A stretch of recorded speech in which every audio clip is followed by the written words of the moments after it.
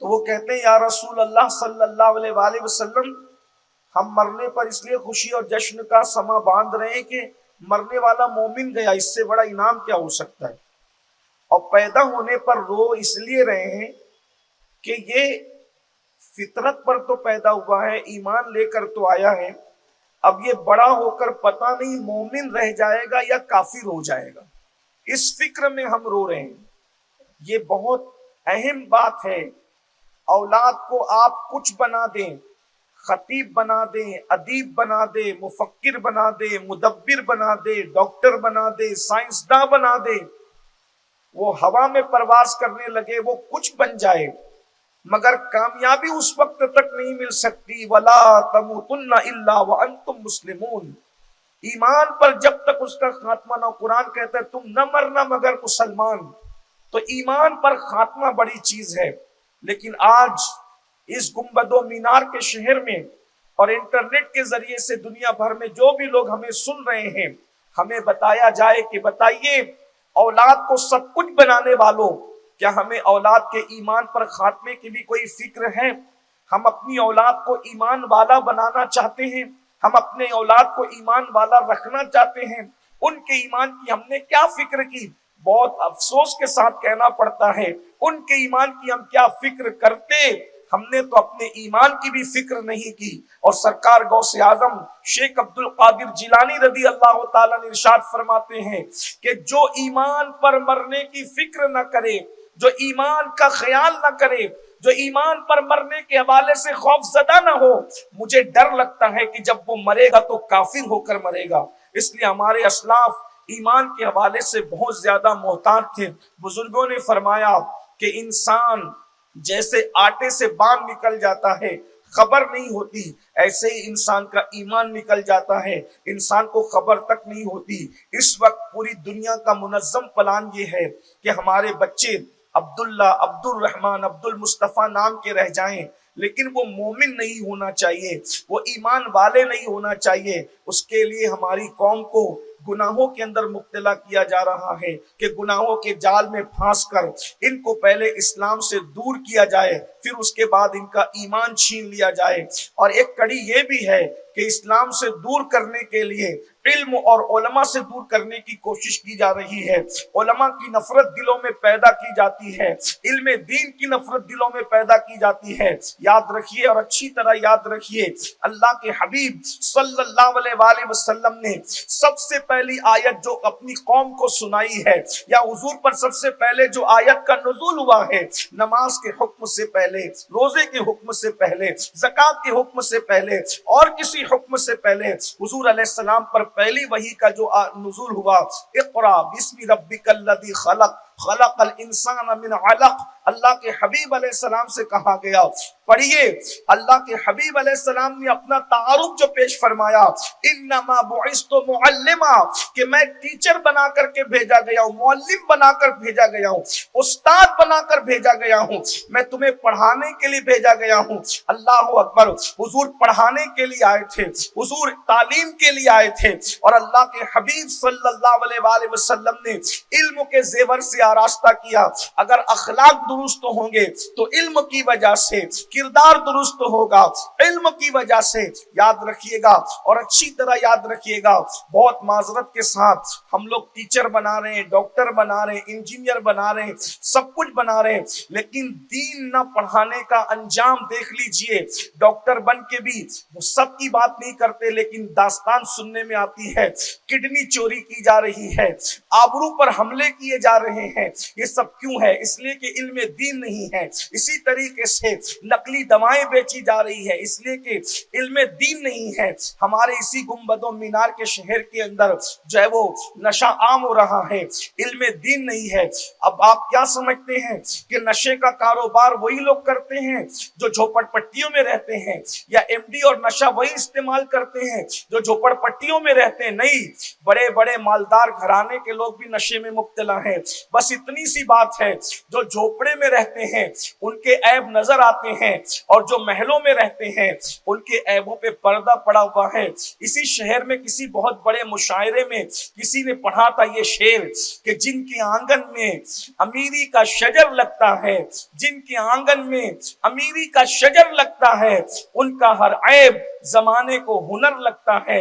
میرے آقا صلی اللہ علیہ وآلہ وسلم کے دیوانوں اور اے خاتون جنت کی کنیزوں، پڑھے لکھے ہونے کے بعد، دنیاوی ایجوکیشن کے بعد، صرف اس لیے جو ہے لوگوں کو جو ہے وہ اللہ کا خوف نہیں آیا کہ ان لوگوں نے دین نہیں پڑھا، قرآن نہیں پڑھا، حدیث نہیں پڑھا۔ ایک داستان میرے نظروں سے گزری، شہر کا نام نہیں لوں گا۔ استاد اور شاگرد کا تعلق باپ بیٹے کی طرح ہوتا ہے، لیکن یہ بھی باتیں کانوں تک آئی کہ ٹیچر نے اپنی شاگردہ کے ساتھ بدی کا ارادہ کیا، بدکاری سے گزر گیا۔ یہ کیوں ہے؟ اس لیے کہ دنیاوی علوم تو ہے مگر مذہب کا علم نہیں ہے۔ اس لیے کہ اگر مذہب کا علم ہوتا، قرآن اور حدیث کا علم ہوتا، تو اس کی نگاہ میں یہ آیت ضرور ہوتی، ہوا معکم اینما کنتم، تم جہاں کہیں ہو اللہ تمہارے ساتھ ہے۔ اگر علم دین ہوتا، قرآن پر نظر ہوتی، تو اس کے علم میں یہ آیت ضرور ہوتی، ان اللہ کان علیکم رقیبا، اللہ تم پر کڑی نگرانی فرما رہا ہے۔ اگر اس کے پاس قرآن و حدیث کا علم ہوتا تو اس کے ذہن کے اندر یہ بات ضرور ہوتی، یہ آیت کریمہ ضرور ہوتی، اللہ اکبر، ان اللہ خبیر بما تعملون، کہ اللہ تم پر جو ہے اللہ تمہارے اعمال کی خبر رکھتا ہے، خدا کو تمہارے اعمال کی خبر ہے۔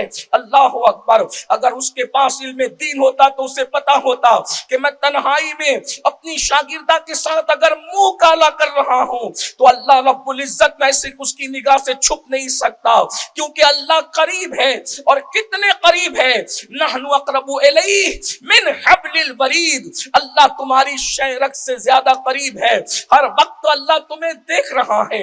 اللہ اکبر، سی سی ٹی وی کیمرے کی زد میں اگر انسان ہو تو بڑا لقمہ منہ میں نہیں ڈالتا، گٹکا اور پان کھایا ہے تو لوگوں کے سامنے تھوکتا تک نہیں۔ ذرا سوچو تو صحیح، میرا اللہ قرآن میں کہہ رہا ہے وما قدر اللہ حق قدرہ، تم نے اپنی اللہ کی وہ قدر نہیں کی جیسا کہ قدر کرنے کا حق تھا۔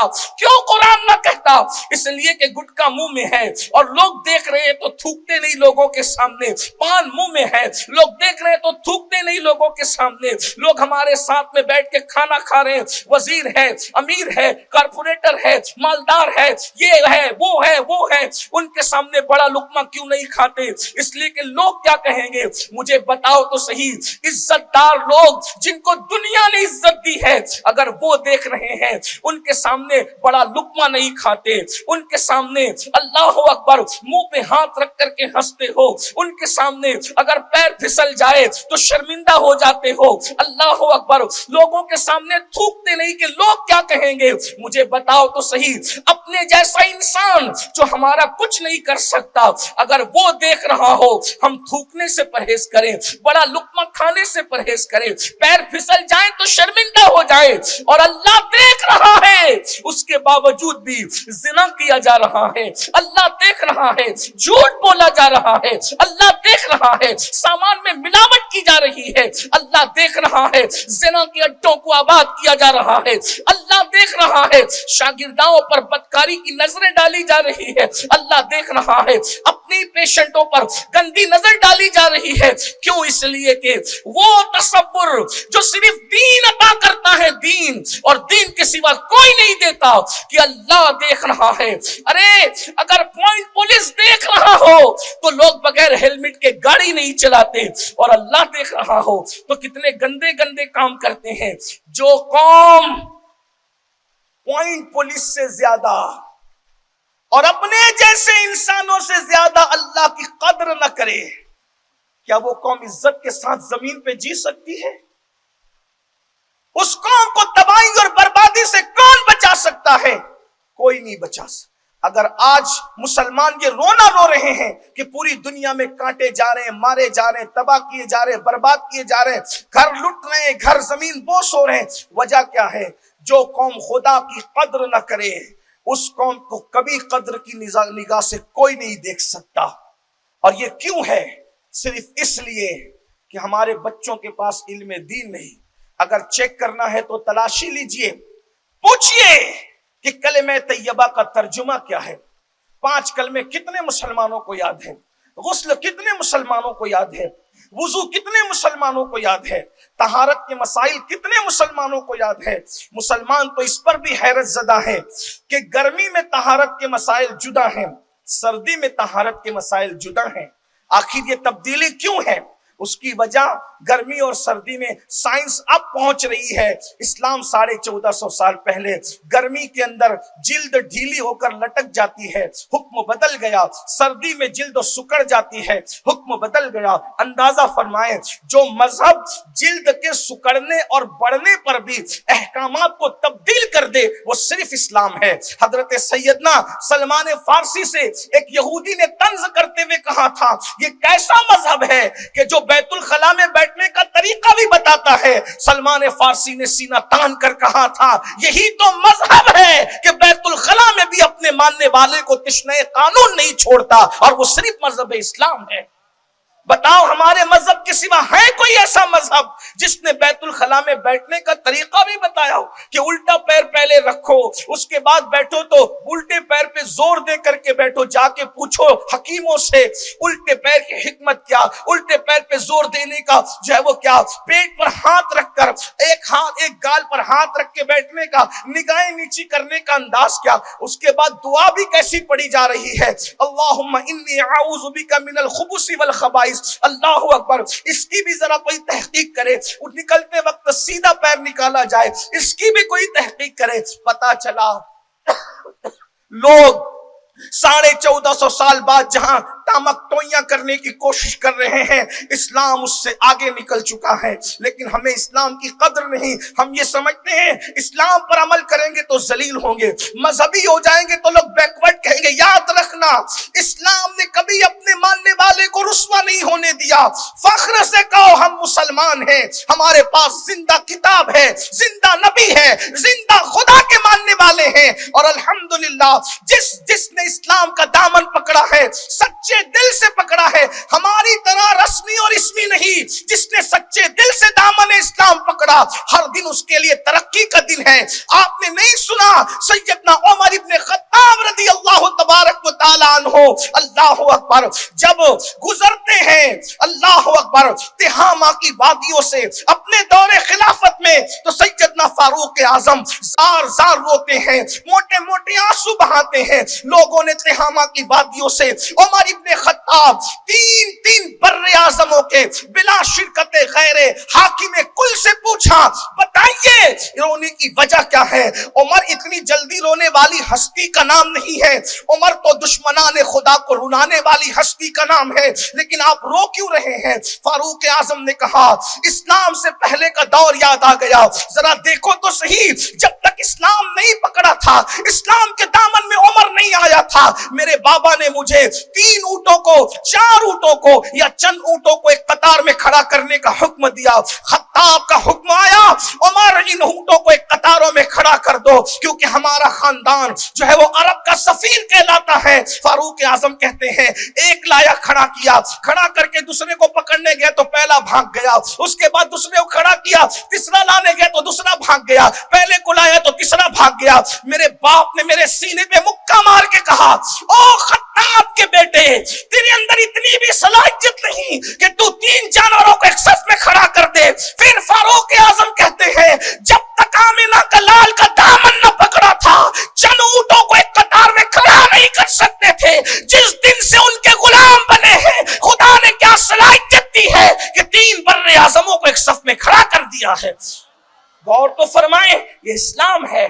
ہمیں عزت ہمیں کپڑوں کی وجہ سے, آئی فون موبائلوں کی وجہ سے نہیں ملی, اونچے مکانات کی وجہ سے. یہی عمر ابن خطاب فاروق اعظم ہے, جس وقت تشریف لے جا رہے ہیں کہاں, فلسطین کی سرزمین پر. آج بھی فلسطین کی زمین عمر ابن خطاب کا انتظار کر رہی ہے, راہ تک رہی ہے کہ کوئی خطاب کا بیٹا عمر آ جائے. لیکن کس شان سے جا رہے ہیں لوگ؟ عدد پر گھمنڈ کرتے ہیں. عدد پر ترقی نہیں ہے, مدد پر ترقی ہے. ہمیشہ مدد پر نگاہ رکھو. بدر میں مدد تھی اس لیے 313 غالب آ گئے، اور حنین میں عدد تھے، لوگوں کو جب ادب پر ناز ہوا تو ان کے پیر اکھڑ گئے، لیکن جب مدد پر ناز بندگی بھی ناز کرنے لگی تو آسمان سے 5000 فرشتوں کا نزول ہوا۔ اس لیے نگاہ رکھو مدد پر، اور مدد ان کے لیے ہے، ان تنصروا اللہ ینصرکم ویثبت اقدامکم، جو اللہ کے دین کا مددگار ہے اللہ اس کا